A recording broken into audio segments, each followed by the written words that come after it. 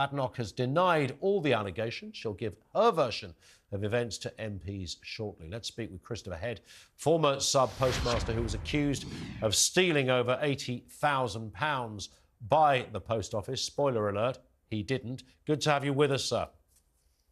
Hi there. I guess the last thing you want to see, and any of those that were caught up in this, are people, you know, a politician and the former boss arguing over this. It's not really a dignified response to what exactly has happened here. No, not at all. I mean, if there was as much action in what there is between the infighting and raging words between the two as there was in actually delivering the full and fair compensation that they promised and holding somebody accountable, then obviously we probably wouldn't be in this mess in the first place. Yeah, it's a fair point. What have you heard then?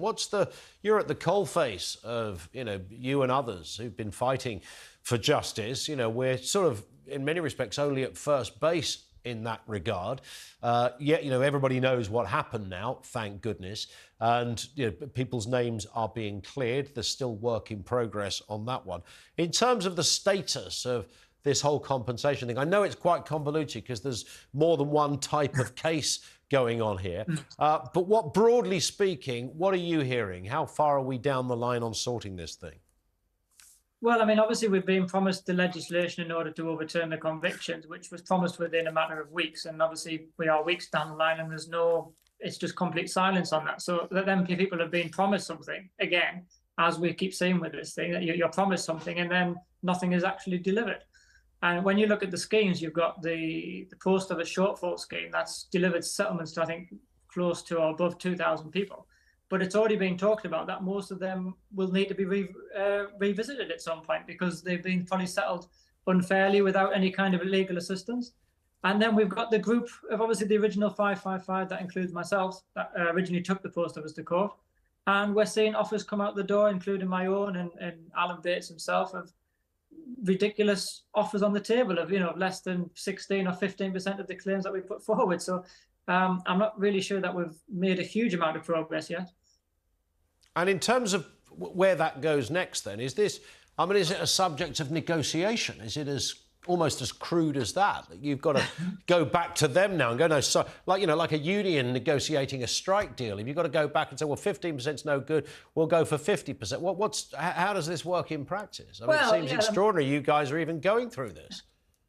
It's crazy because, I mean, this is the problem. When you start an offer off, it's such a low point that, as you can understand, that the negotiation is a hard way to even get to 50% and beyond.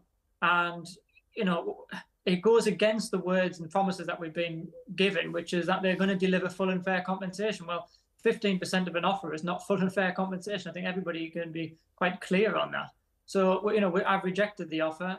We have a meeting, been invited to a mediation meeting to go from there. But it doesn't, you know, are we going to be able to close that gap? Yeah.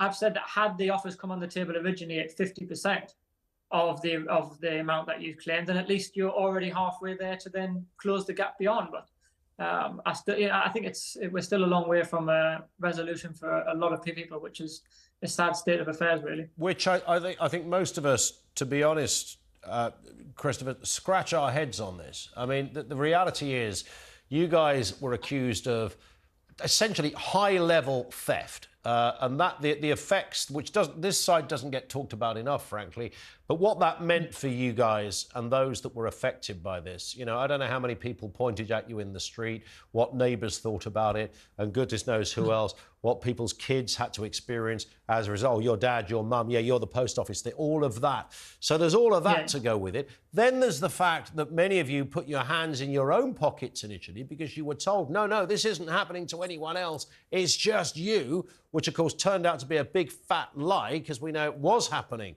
to loads of other people. In fact, many other people were affected by this, dozens and dozens. So there was that. So there's the recompense for the money you put in yourself. There's the not just tarnishing, but obliterating of your character locally and anywhere else. Some have criminal records. Sadly, some never even made it to this day to see even this scintilla of justice. So when you put all that together, I don't know anybody in the land that doesn't think you guys should be compensated handsomely and instantly. Well, exactly. I mean, that's what we're saying. So, I mean, I met with the Business Minister, Kevin Hollenbeek, just over a week ago in Parliament with some of the officials from the department.